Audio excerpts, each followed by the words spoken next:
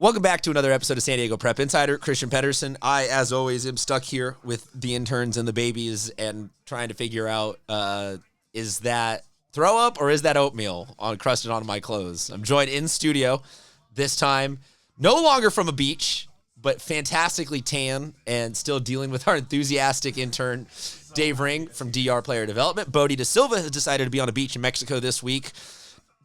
We will see. The gauntlet has been thrown down by Dave's appearance on the show last week from a beach in Hawaii. We're now seeing if Bodie will be able to duplicate that process. But as Jackson Merrill says, that's kind of our show mentality this year. Really good at baseball, but overall the approach is, maybe. Yeah, we're trying. We're trying here. All right, I want to talk about a lot of different baseball things, but specifically we've got to talk about top 10 because I think there's two levels of clarity in the top 10. We know that Granite is the number one team, and they are no longer there is no longer any split votes. Carlsbad, Point Loma, all the other schools that had maybe gotten a vote or two have fallen back to a second notch. But then beyond that, I think, Dave, this is the most muddled, confusing, multi-division, like there are D2 and 3 teams receiving top 10 votes more than any other year. So I'm really curious where you're at in the top 10. We're going to talk about Dave's dingers. Brendan Lewis is looking like he is closing in on going to be the home run leader in the county this year potentially. And I continue my obsession at least on following the ERA champs this year. Let's start with the top 10 from Dave Ring, and I'm assuming the Point Loma Minister of Propaganda will want to hop in there if the pointers are mentioned. Dave, your top 10. Yeah, like Christian said, it has been a whirlwind for some teams this year. Lots of just 500 records almost for the most part, and that's what's led to some of these teams dropping down in the leaderboards. But there's still strong teams that usually we typically see at this time of the year. League play happens, lots of, back and forth games, 3-game series. It should be an interesting time. I do think we'll see a little bit of what Christian said, a little bit of clarity here as league play gets to move on. Granite Hill's my number one. I'm going to put Point Loma at number 2 right now. They're 11-5. Really strong team in my opinion. I like the look of their squad this year. Carlsbad 3. They're an extremely powerful squad every year. You got to hand it to their coaching staff.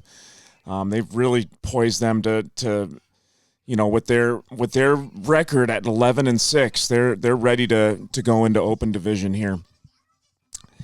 And I'm going to put Saints at number 4 because they're still at a 12-6 record and extremely good pitching. They're going to go a long way. Patrick Henry 5, San Marcos 6. I'll put Madison at 7. I mean, to me, they've been the surprise of the year, Christian. 15-3. Their strength of schedule isn't as good as some of these other teams, but they kicked UC's butt in a series last week and really showed that their pitching can handle, a heavy lineup. And that's what's most impressed me about Madison this year is their pitching is really, really good. And they've won some really tight games with good defense. Let's see, who did I leave off on? I left off on San Marcos, then Madison. I'm going to go Coronado next. They're 13-5. Coronado's a really surprising team this year at 13-5. Their strength of schedule should allow them to move up really high this year too. And Eastlake, Cathedral, and then from there, it's a bunch of teams with their 500 records, Torrey Pines 10-8. So like we said, lots of opportunities for other teams to kind of move into the top 10 right now because of some losses by some big and we should always point out that the top 10 voting, it truly means nothing. We are just random dudes on the internet spouting BS to fill time. So much fun. And it doesn't seed anything for the playoff. We don't decide which team is the 3 seed, which team makes over, or anything like that. It's just a fun exercise in discussion every week to just talk about the fact that I feel like for every sport other than baseball, we run out of new things to talk about in the top 10 by about this point in the season. We're like, in football, it's like, oh, okay, Lincoln again. No one's gonna catch them. Who's the new is like who's the 9, who's the 10? Oh, someone dropped from 7 to 10. Like Exactly. This year, you're talking about Point Loma at number 2.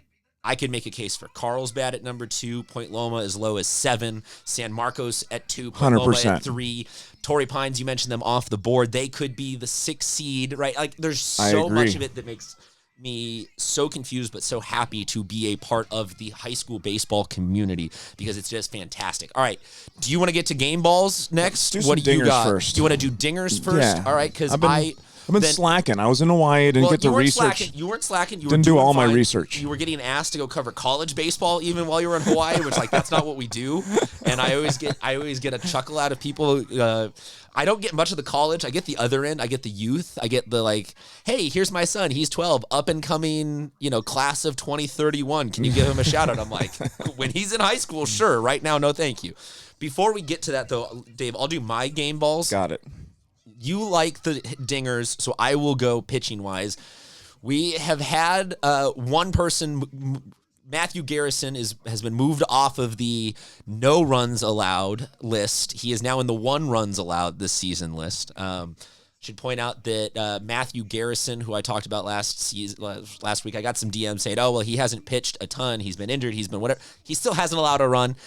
14 2/3 innings, to me, is enough to qualify that you're still having a fantastic season, even if it's limited by injury. Dave, I want to ask you, at this point in the season, how many guys do you think are a sub-1 ERA? Gosh, with countywide. With what we saw, I mean, I saw a few double zeros. Let's say 10. You're a third of the way there. 30 guys. Wow. We did it last week with who has a sub-1 ERA. And that has been throwing chairs. Limited. So a sub-1 ERA is 30 guys. What I want to talk about, though, specifically is game balls, and you're going to talk about these guys on their dingers. Brendan Lewis and Elijah Stevens are in an absolutely epic showdown for CIF Player of the Year. Elijah Stevens is now the home run leader. I am spoiling that for you. Brendan Lewis, like I mentioned earlier, is coming for that title, but those guys are locked at number 22 and 23 in the county for ERA. Brendan Lewis has a .8 ERA. Elijah Stevens has a .81 ERA. So ostensibly, these guys are the 2 best or 2 of the best hitters, and they are the 2 best or 2 of the best pitchers.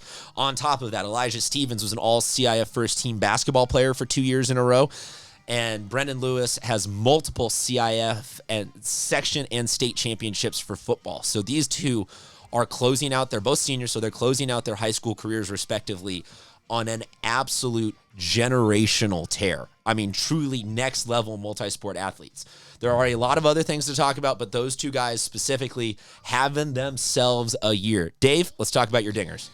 Well, we got a new leader in San Diego, and I'm extremely impressed with this guy, Elijah Stevens, out of Sage Creek. He's got 7 home runs in 16 games. I mean, this guy's on a tear right now. Think about that. In 57 plate appearances, 7 bombs, lots of power with this kid. Max Farrell, we talked about him last week. He's up to 6. This guy's a SDSU commit, built like a machine. He's going to really hit at the next level. Extremely athletic. Ethan De La Cruz is still at 6. I'm excited to see Ethan, you gotta rally, boy. Excited to see where he kind of finishes up the season here. Mace Wheeler's at 5. We've heard him a ton. We know what Mace is going to do. He's a catcher, man. That's awesome. And supposedly he can play third base. I mean, he's just got a chooch for an arm or what? Chooch Central. And I'm so glad to hear other people use that term. I did that for you. You said Brandon Lewis. He's at 5, so technically... He's at 6? Or no, he's at 5. He's at 5. You're right. Sorry. I saw that that bomb that you posted the other day. Man, dude hits... Oh, can I just say, Bilu, this is directed at you. Dog, your use of Twitter is both awesome and frustrating because I forget to be checking Twitter, and you've tagged us in all of your home runs, and I've only caught 2 of them. Send it to our Instagram, man. I love that you're posting them, but I owe you a retroactive apology because I have not gotten the gram is better to 3 of his home runs just because I don't check my Twitter notifications as much. Right. And B. Lou, man, this guy, he pitches too. So yeah. We have a segment always at the end of the year where we pick teams and he's good. He is first off the board for sure. And Christian picks pitchers / hitters, and he's probably going to steal that pick from me. But Bryce Miller, he's a really another catcher that's that's a guy to watch in San Diego here. He's at Mount Carmel. Mount Carmel's a really solid team this year, and anchored by him at behind the dish. Let's move down the board here. Richie Moore at Del Norte's up to 3 now. Big, strong lefty hitting infielder. Super nice, smooth swing. Phoenix Brandt, we know he transferred to Point Loma. He's got 3. And I'll round so for out. Phoenix to have 3 at this point in the season after missing the transfer period, the sit-out period, that's a good sign for Point Loma if they have a lefty power bat like that. Exactly. Going into the playoffs, getting better with every at-bat. And I think that's one of my favorite things about this season. I feel like I've seen more swings than ever this year across the board. People are posting their swings more, and I'm just getting a chance to actually they're just posting to the wrong platform. See their swings, which is nice. And for the most part, a lot of lefties this year where I'm just like, geez, these guys have nice swings. We'll talk about a few of those guys in the game balls. Travis Perry, he's at Classical Academy out of Escondido. He's at 2. Definitely a guy to watch. And I'll round it out with, let's see here, Pablo Alvarez, Chula Vista. He's got a 2 in 18 games. Love it. Yeah, like you mentioned, it's there's a lot of statistical things that pop up that don't mean anything. Like a year where more lefties are hitting better than ever before. You're like, that doesn't mean like it's just cool. It's just a random thing where you're like, whoa, there's a lot. One of the lefty bats that I really like is Evan Thomas at Fallbrook, UCSB commit, big dude, like tall, smooth, just that like clean launch angle type thing. And I think it's interesting. You mentioned like Liam O'Day from Del Norte. The previous guy that you had mentioned earlier in there was an SDSU commit from Madison, I believe. There are a good amount of the good talent is staying local. And we've seen a shift from it was like only SDSU.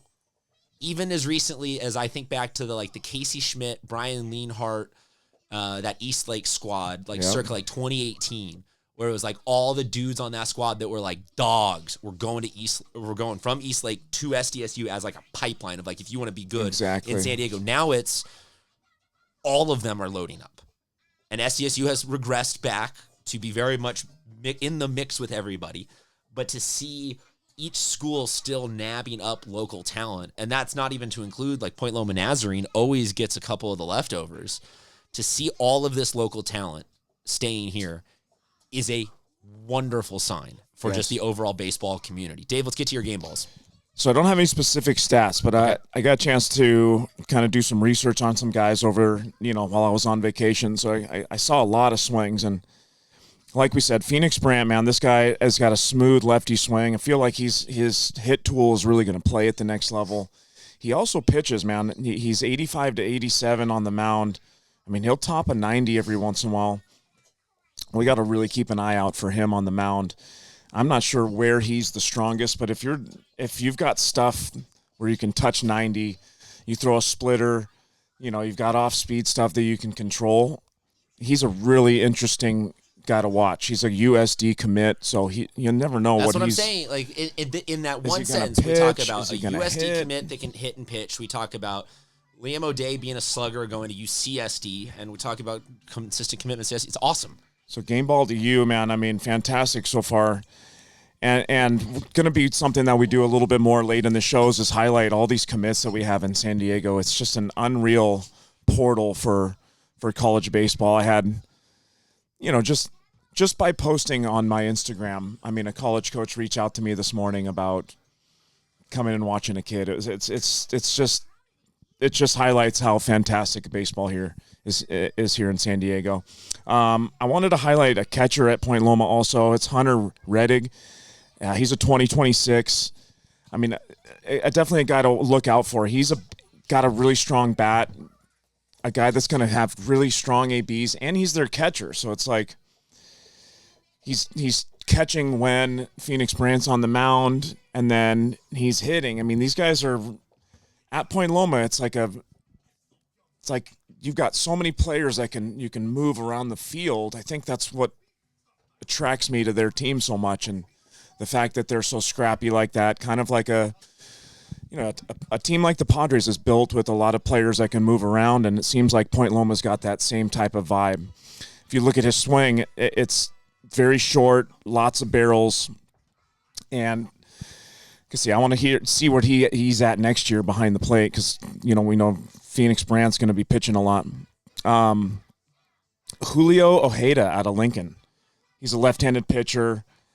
He went 4 innings against High Tech High. I'm going to highlight some of these smaller schools moving forward. I got a message about High Tech High's all up in your DMs, man. All up on, but I agree. Some of those guys are really chucking it out there. So here's my love. To start with Julio Ojeda out of Lincoln. He's a 2025. He's a pretty smooth sidearm and lefty. I mean, dude, who wants to face that? If you're a lefty, you don't want to face him. He's really effective, like moving the ball kind of side to side in the zone. So game ball to you, bro. You threw 4.5 innings against High Tech High. Threw a gem. Nice job. Let's move on to Neil Griswold of High Tech High. He's a left-handed pitcher, 2026. I mean, for some reason, these guys are all slinging it from this like 3/4 action. I don't know what it is with you weird lefties, man. You can't throw over the top or something? Is that what it is? No one can throw normal? I mean, I don't coach pitching, but but that's pretty typical. It's like I would everyone assume that all lefties right now so want to do nasty. something special because that seems to be the easiest way to get coaches to think that you're a unicorn. Yeah, it's nasty. To be a lefty with any degree of funk. And because of that, he gets a lot of swings and misses. Got a good fastball changeup mix. I mean, he threw 5 innings, 9 strikeouts in his last game pitched.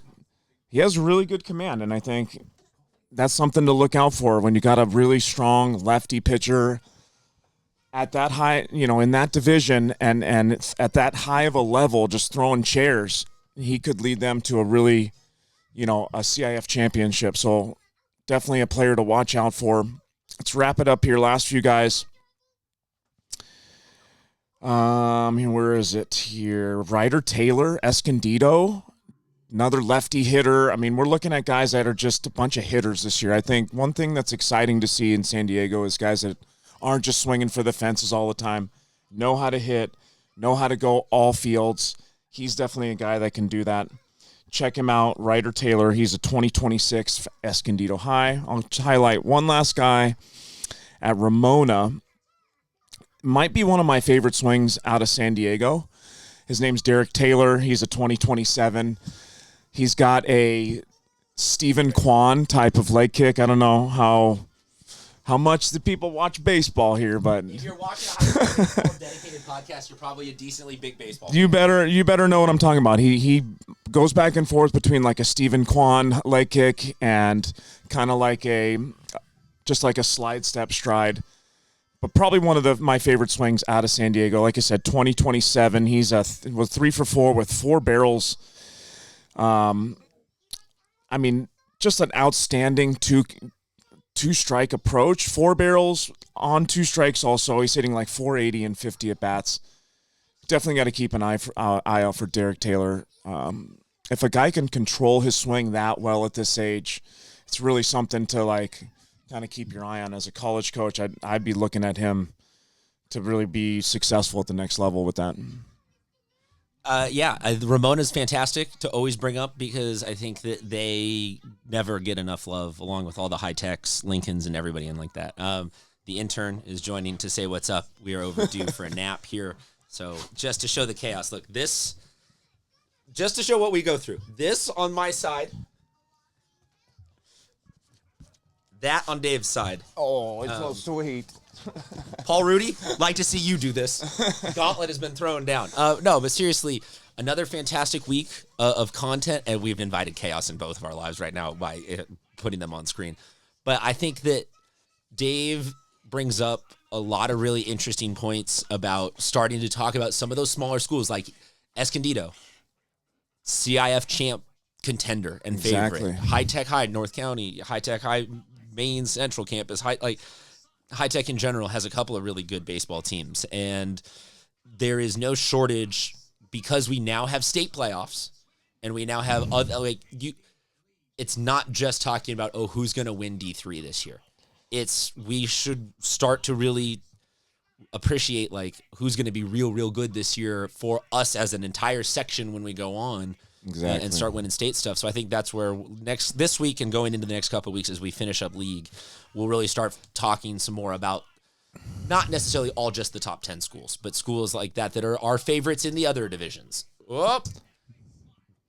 Okay, we didn't hit stop recording there. You love pressing buttons. These are the good old days, Christian. Dude, I will never trade this for anything other than maybe my wife being home to help. But we've even seen when the wife was home, she still left the kid in here. And just for all you baseball fans, Jock Pedersen snapped his 0 for 40 streak. Finally. Yeah, there you go. He's 1 for 41 now. Oh, and I'll close out on this. This is a joke for nobody other than us. But last week I was talking with Bodie about this, how we're getting weird follows on our IG. Mac Bingham of class of 2018 from Torrey Pines, who's been on the show a ton, just followed us on IG last week. Derek Diamond, you mentioned Ramona. Derek Diamond just followed us yesterday on Instagram. Don't know why he would follow us now. He's been gone from Ramona for 5 years, but we appreciate it. He's watching you from the big leagues. That's what I'm saying, though. It's cool to see those kinds of moments.